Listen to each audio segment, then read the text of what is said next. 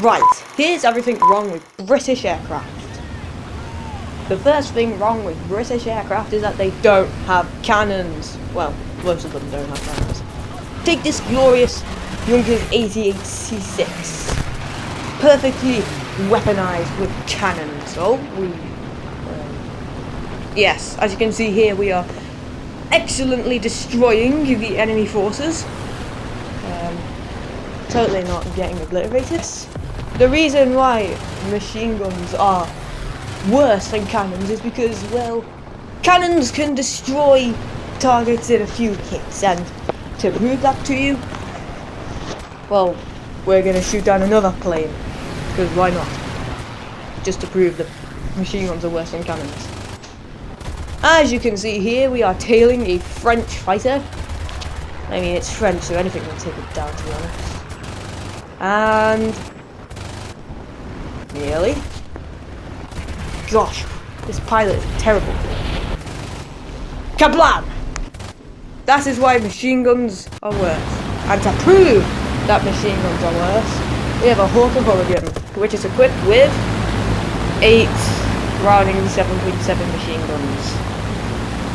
Why? Why do you have this pathetic armament? I mean, they must have understood that it was bad because they have 8!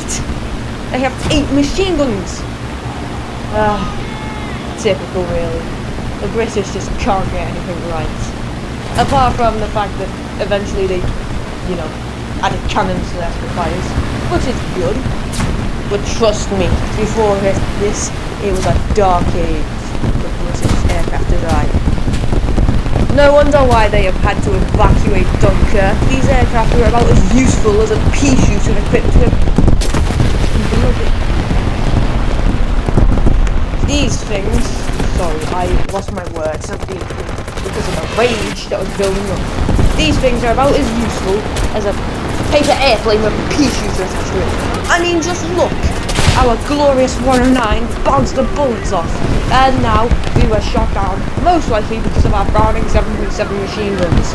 Totally not because I flew into an enemy ship's blackfire, and yes, that is why machine guns are abhorrent weapons. The next reason why British aircraft are so bad is because they can't figure out where to put their goddamn turrets! I mean, just look at this travesty that is the Vickers Wellington.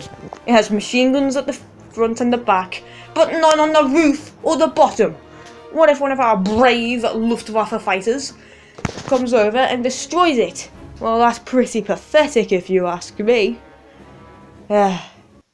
Meanwhile, in this glorious Heinkel 111, we have machine guns splattered all over it. At the top, 2 machine guns at the bottom, and a machine gun at the front. Perfect for taking out any target. But you might be asking, Ball and Mario, where's the tail gunner? Well, the tail gunner, it don't have one really. I mean, the top gunner suits that need pretty well. Because, it can shoot backwards. Which is nice. Because in all honesty, you don't really need a tail gunner if you have a back gunner that can shoot backwards. That's the whole bloody point of it. And the final reason, they copied poor Willie Messerschmitt's 2.6. I mean, look at this rip-off that is the Gloucester Meteor. And, funnily enough, the British claim that this was the first true jet. Wait, do they? They don't. Well, I guess I'm just making stuff up then. But look at this rip-off. 2 engines on the side. Not good. This video was inspired by Squire's Everything Wrong with German Aircraft.